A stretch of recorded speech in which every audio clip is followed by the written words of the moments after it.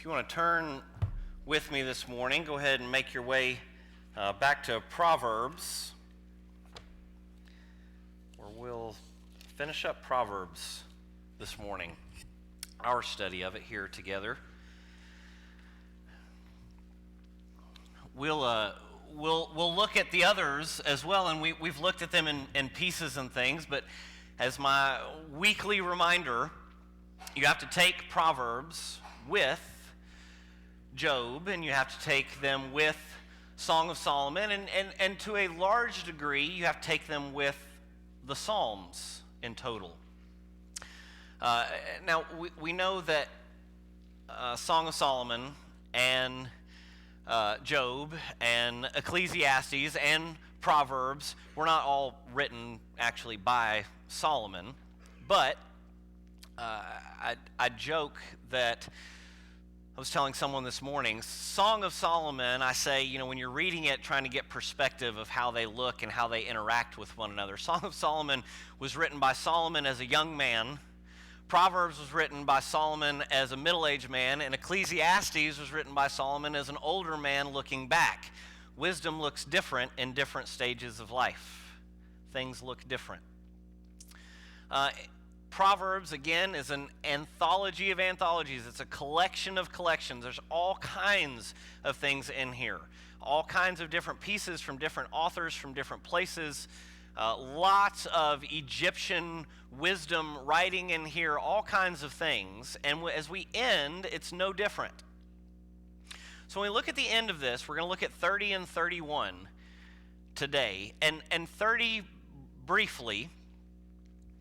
But if you look at chapter 30, it starts off, what's important here is just that we have no idea who this person is. There's not a record of somebody with this name per se. It is the point here being that we're supposed to take away, I believe, is this is not an Israelite. This is not someone born into being a Jew. And what's important in 30 is we see the promise of Lady Wisdom from beginning to end fulfilled. If you look at it, it starts off with the man declares, "I'm weary. God, I'm weary and I'm worn out. Surely I am too stupid to be a man. I have not the understanding of a man. I have not learned wisdom, nor have I knowledge of the Holy One." And you have this beautiful section of questions that are real questions that sound a lot like the questions God sarcastically asks in Job. This person laying them out truly says, I don't know. Who has ascended into heaven and come down? Who has gathered the winds in his fist? Who has wrapped up the waters in garment? Who has established all the ends of the earth? What is his name? What is his son's name? Surely you know. And we walk through, and there's a very important section there in verses 8 and 9. Up to this point, he's building. He's like, I know nothing.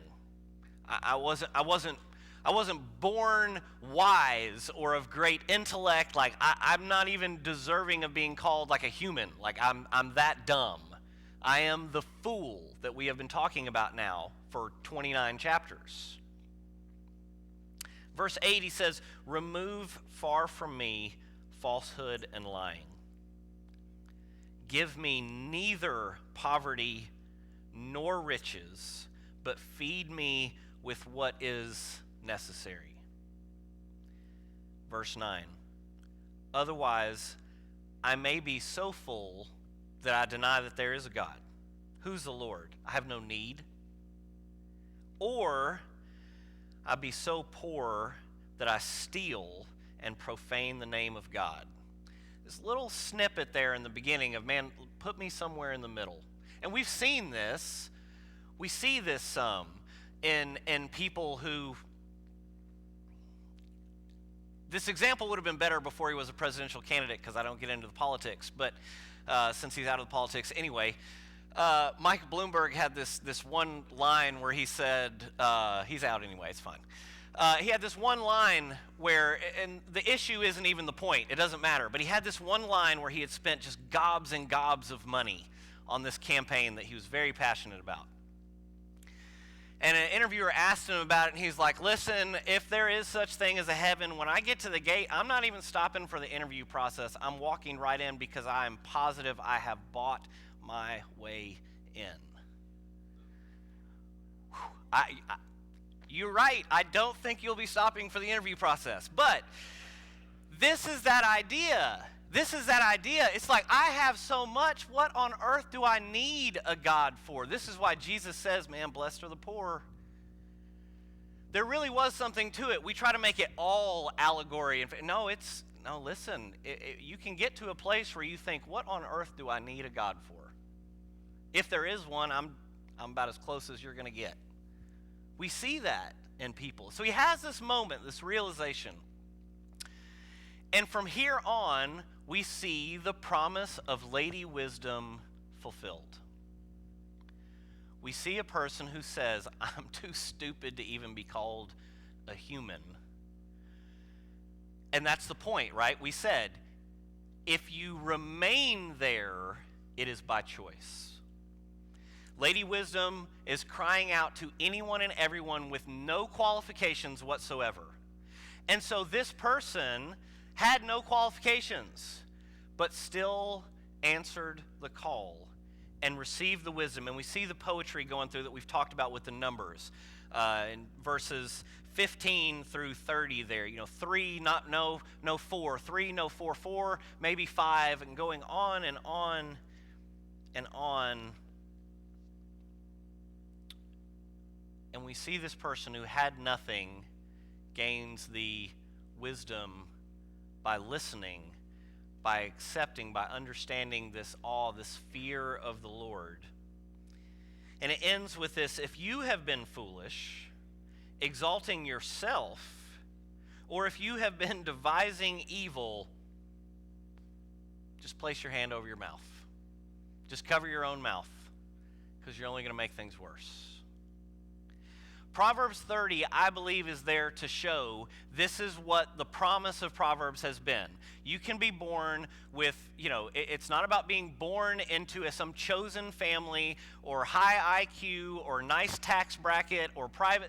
It doesn't matter. Wisdom is offered to all.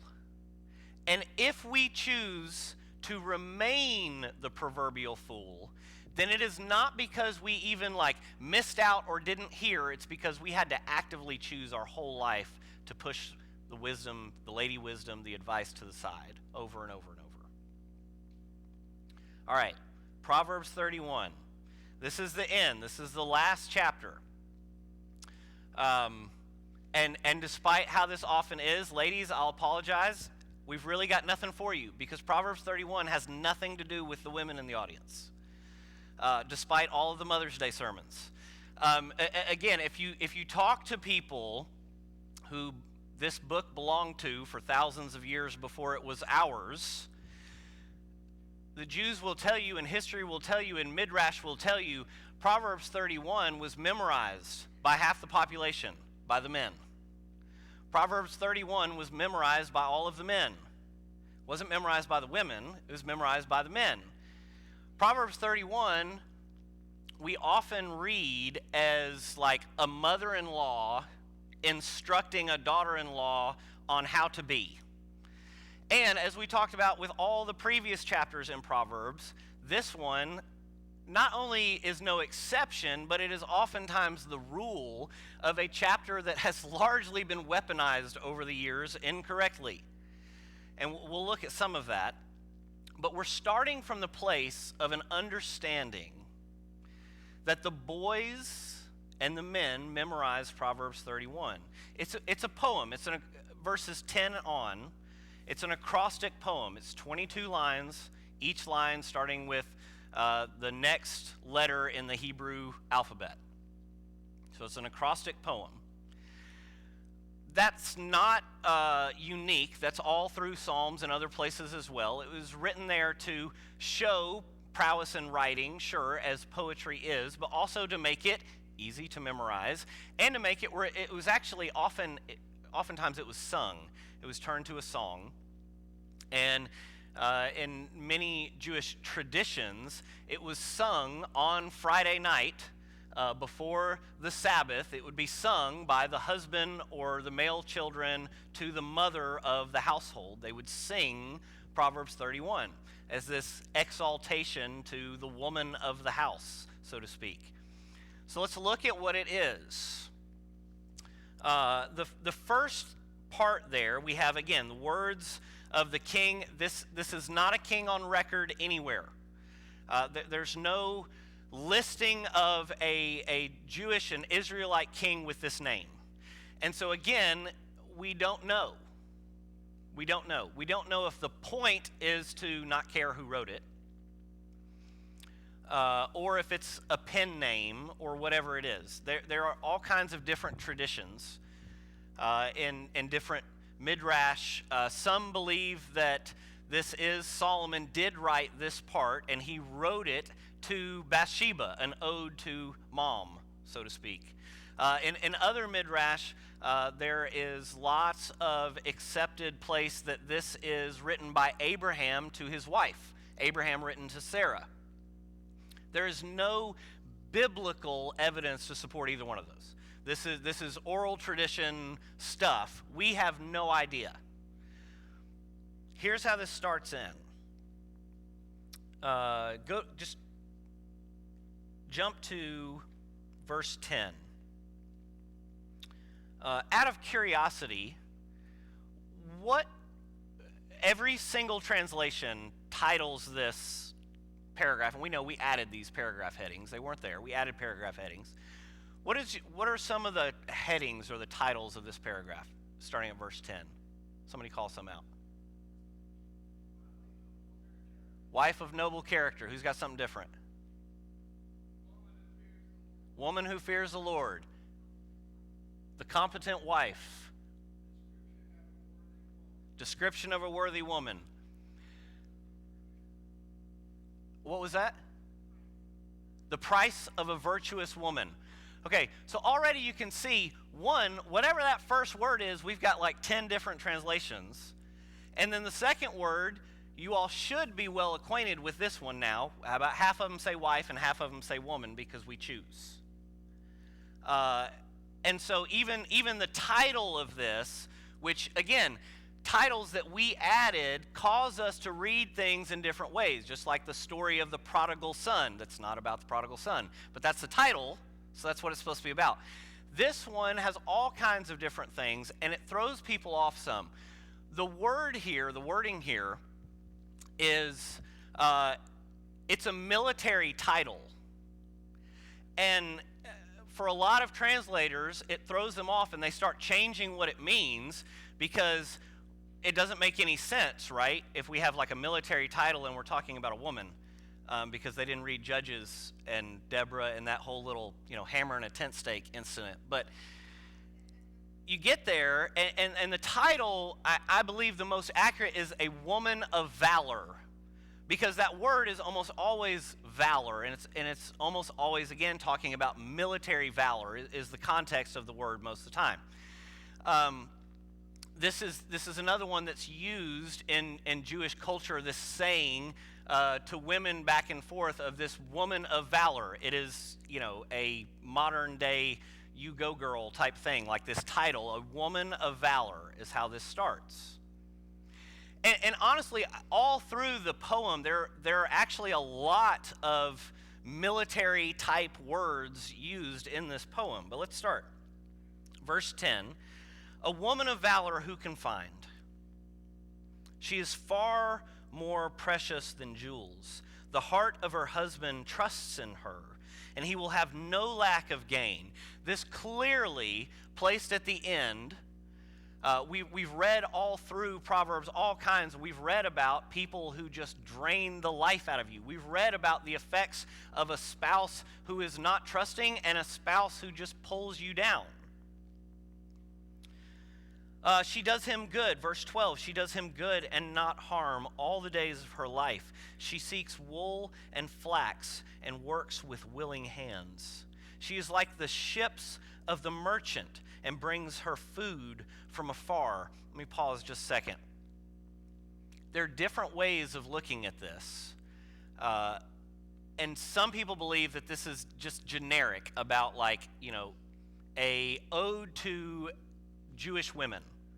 And again, there are large schools of thought through oral tradition and midrash and things like that, that either it is Solomon writing about his mom or Abraham writing about his wife. Verse 15.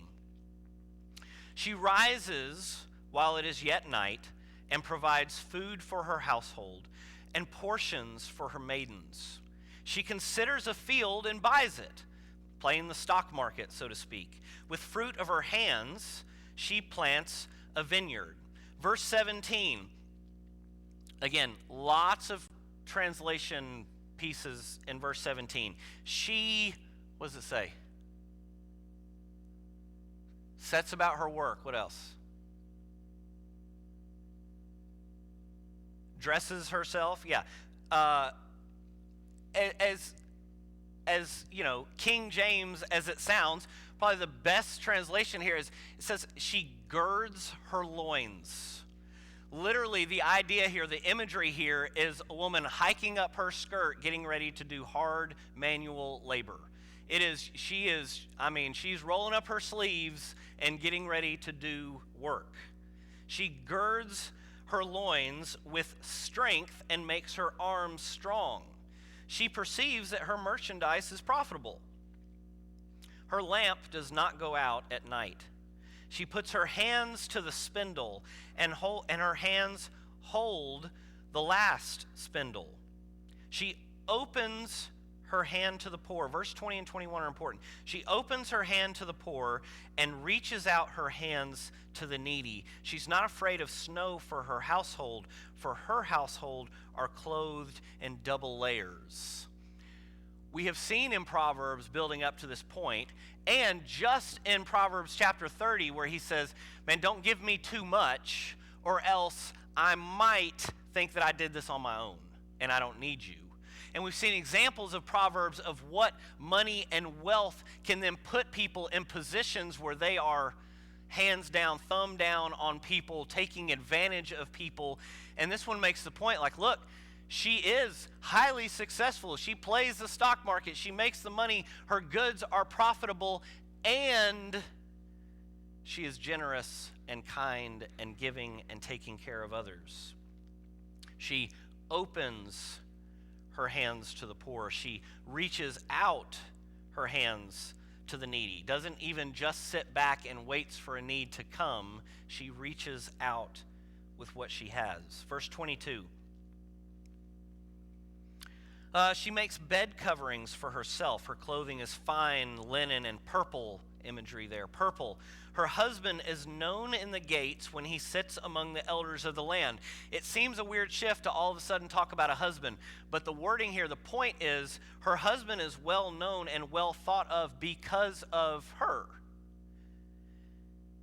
Her husband is known in the gates when he sits among the elders of the land. She makes linen garments and sells them. She delivers sashes to the merchant. Strength and dignity are her clothing, and she laughs without fear of the future.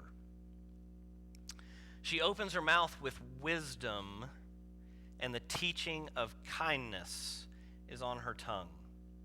She is the embodiment of Lady Wisdom that we have looked at for 30 chapters. She opens her mouth with wisdom, and the teaching of kindness is on her tongue. She looks well to the ways of her household and does not eat of the bread of idleness. Her children rise up and call her blessed, her husband also, and he praises her. Many women have done excellently, but you surpass them all. This is the voice of the husband to his wife. Many women have done excellently, but you surpass them all.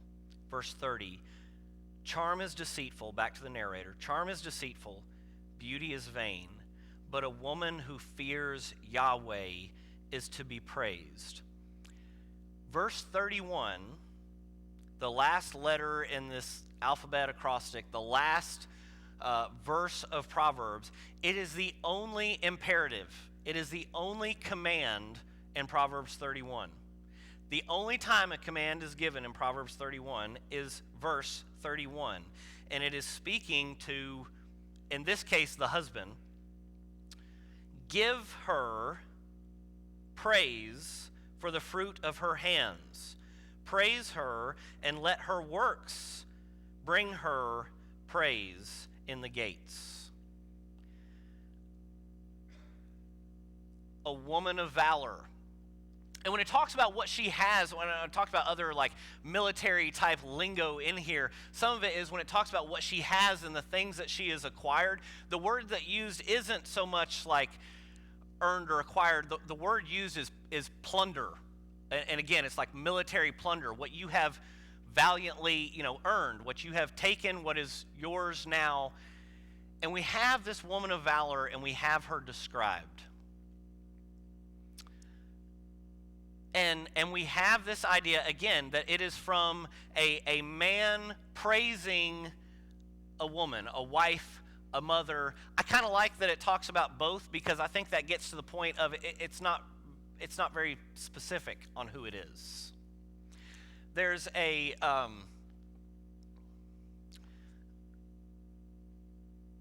midrash. I want to read just a piece out of this.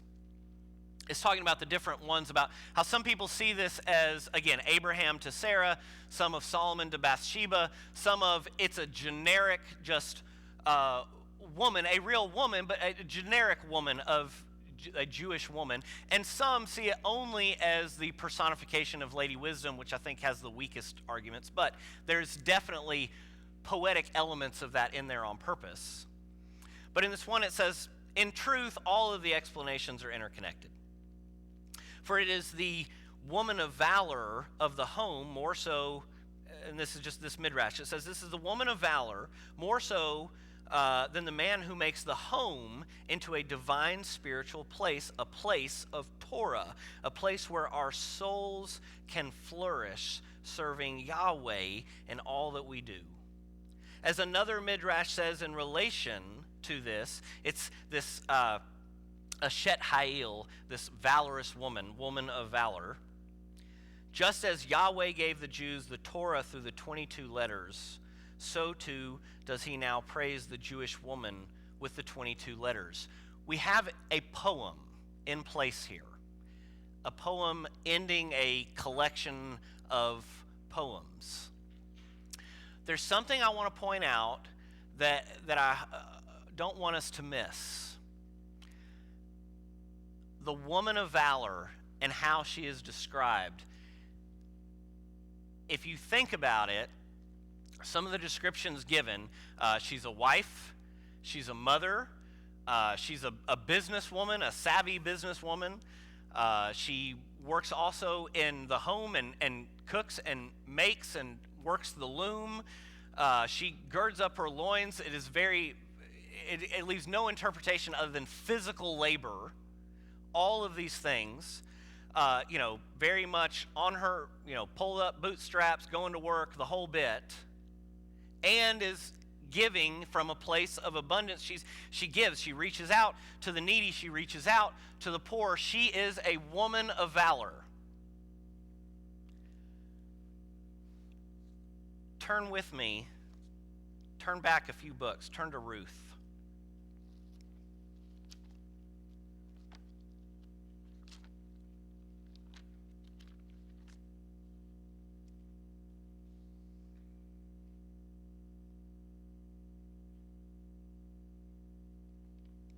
All right.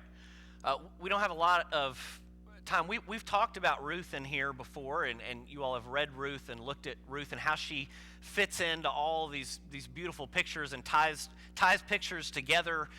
But the picture that we have of Ruth in the beginning is one of destitute. She has nothing of her own, not on any level. She is a foreigner in a foreign land. She owns nothing of her own. She is caretaking for someone who also has nothing, no status in town, no status with the people, no husband to provide status at that time, none of it. Ruth is poor, and what we see Ruth going out over and over again, picking up scraps. And this was one of the beautiful things that Yahweh put in place. He's like, listen, when you have crops, you don't pick them all up. You purposely leave the stuff on the ground so that people who don't have things, so that foreigners, so that sojourners and refugees, when they come through, they can pick up that food and be fed. And so what we see Ruth destitute, no husband, no children, no father-in-law, nothing, no monetary value whatsoever. We see her crawling these fields, picking up what is the scraps left over in the field.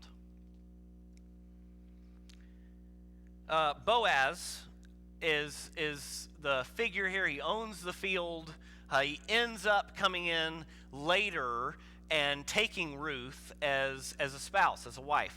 But before all of that, as Ruth is picking up the scraps off the floor, we have this statement in Ruth chapter 3. Let's start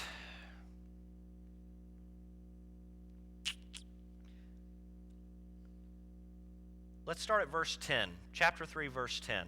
We're starting in the middle here, and he said, "May you be blessed by Yahweh, my daughter. You have made this last kindness greater than the first, and that you have not gone after young men, whether poor or rich. And now, my daughter, do not fear. I will do for you all that you ask.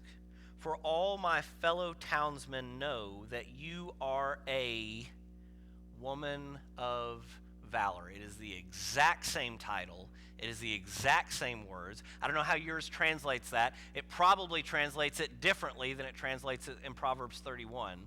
But it is the exact same phrase, the exact same title. Here Ruth is called a woman of valor, husbandless, childless, jobless, poor, scraping scraps off the ground. And he says, and the whole town knows, let her be praised at the gates. The whole town knows you, Ruth, are a woman of valor. Because what the Proverbs 31 woman does is not what makes her a woman of valor, any more than what Ruth financially or socially does makes her a woman of valor. It is that in both of these people that we see regardless of situation.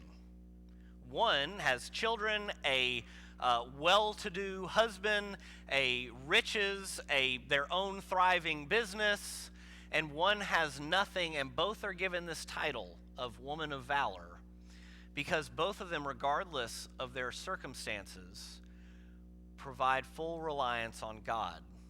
They provide this fear of Yahweh. They act in accordance of Lady Wisdom. They reach out to others. This lady in Proverbs 31, be it Sarah or Bathsheba or anyone else, your wife, your mother, your daughter, reaching out, giving, taking care of all of these things. Ruth went to a land where not only was she a foreigner, but she knew she was a foreigner who was going to have no status whatsoever and was going to be judged and looked down on by a lot of the people there. And what she was doing was taking care of a mother-in-law. She was doing everything she could, taking care of a mother-in-law and standing by, reaching out and helping others, being God's hands and feet to those around, while relying on God, giving glory to God, acting out of the promise of Lady Wisdom, and both titled a woman of valor. This is how we end Proverbs. We walk through Lady Wisdom, versus the stranger woman, the adulterous woman, the seductive woman, all of these voices. And we end with advice from a mother, followed by a poem or a song recited by a man to a woman, giving praise for all that they are. That's the final poem in this collection of poems. I want to encourage us, again, all of us. There's 31 chapters in Proverbs.